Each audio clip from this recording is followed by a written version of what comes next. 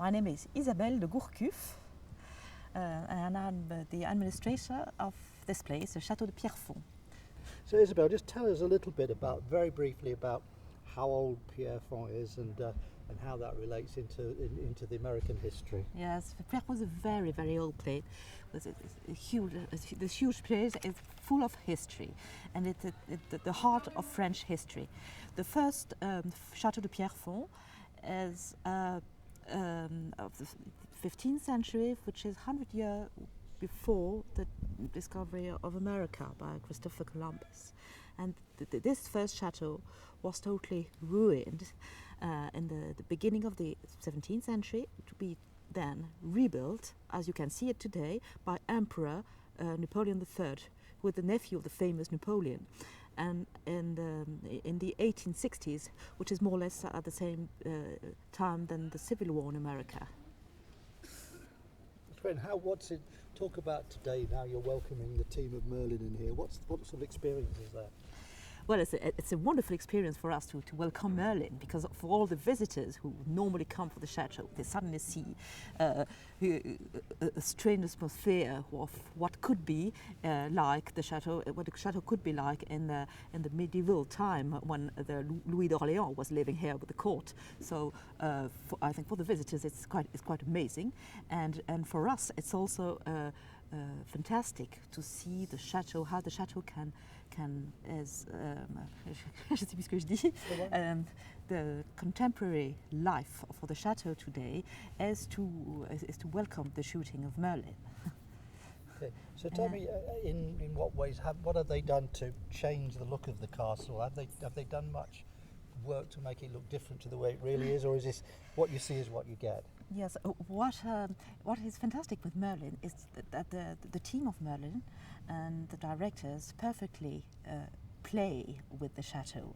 They find amazing points of view in different ways, balconies and corridors, and so I think they are like children with the chateau, and they're opening doors, and they have a very modern view of the chateau today. And for us it's very interesting to watch what interests them in the chateau, and it's very also lively for us and for the public to have Merlin and to see the way they are transforming some of the places. The large room called Salle des Preuxes, the cellars where the dragon of Merlin is living, the towers, they totally transform the place, and that's fantastic. Can you tell me anything about the tower that's behind you? What it's used for in the film and what its original use is? It's the keep. There are two towers for the defense of the chateau, and the keep is just behind. The keep is where the seigneur, when the lord was living in the Middle East, and this place also has been rebuilt. And all the towers here have the name of a very famous and brave man of the antiquity, or the medieval, or the Bible. The two towers behind are Caesar and Carlo Magno, Charlemagne, for example. And this tower here is Arthur Tower. Arthur is also a hero of Pierrefonds. The tower you see is where Merlin is living. Merlin's room is in the tower. And what is absolutely great with the film is that the hardly anything has been added. The visitors who is coming to Pierrefonds today can see Merlin's room and Merlin's tower and Camelot absolutely the way they will know it in the film. All right, I'm Dominic Roberts, I'm the production designer, and we're in the studio for Merlin. Okay, Dominic, tell me, how do you go about designing Camelot? Because we've all got expectations of Camelot. Well, having read the script and discussed with the directors and producers what is required action-wise, we've got a fantastic chateau out in France that we're using as the exterior of Camelot and some of the interiors as well. So we're taking that as a basis and then creating sets in the studio that match up to that on some level and also work for the action. We haven't gone for a period, we've gone for a sort of fantasy kind of Middle Ages that never really existed, when there are dragons and magic and stuff like that. So we're not too worried about making it, it's the Dark Ages or it's whatever. We've had whatever works for the action and looks good is what we're kind of going for, really. Which came first, the concept for the castle, or the castle gave you the concept for the rest of it? I think the castle inspired the concept, really. That came first. Before I was actually even involved with the project, the producers had found the location, and that was kind of where I think the sort of wellspring for the look of it, which is it's an absolutely fantastic chateau. It's a classic sort of fairy princess Walt Disney kind of castle.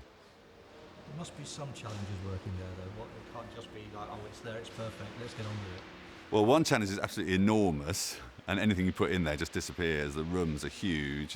Logistically, it's a bit of a nightmare because it's so big that to get from one place to another quickly just takes forever. Access is a nightmare. Just the spiral staircases, trying to get beds upstairs and chandeliers and candelabras.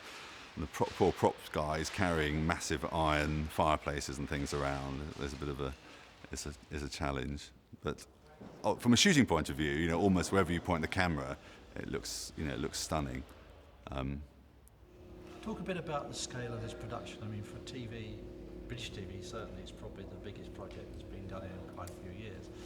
Talk about the size of sets and the number of sets and the big it up for me, basically. Oh, okay. Well, I mean, certainly the biggest project I've been involved with on British TV. We've built about 5 or 6 huge sets in the studio, and we've been going out to France on location, going to Wales on location. Cast of, well, not thousands, but certainly quite a few nights and all that sort of thing. So, I mean, it's a very exciting project. I've seen a couple of the episodes, and I think it's going to be really stunning. How closely do you work with makeup, wardrobe, and CGI people to get the look that the producers want from this? Well, we have to work very closely with all the departments, particularly with costume. I mean, makeup and costume work very closely together, and then we work with them, specifically for certain characters to discuss, what their look is. We had a character who was a sort of a Black Knight, and there was quite a lot of input from design on that. Ideas coming from the director, from myself, and from Charlotte, to create a look that we thought was interesting, that fitted within, the overall look of the show. And also with CGI, it's quite important because obviously it can get taken away, because once they get onto the computer, they can do whatever they like, in terms of matte paintings and things like that. So it's always good for us to try to give them as much input as we can, and much information about how we'd like it to appear, even if it's going to be something that's completely generated in, on the computer, like a monster or something.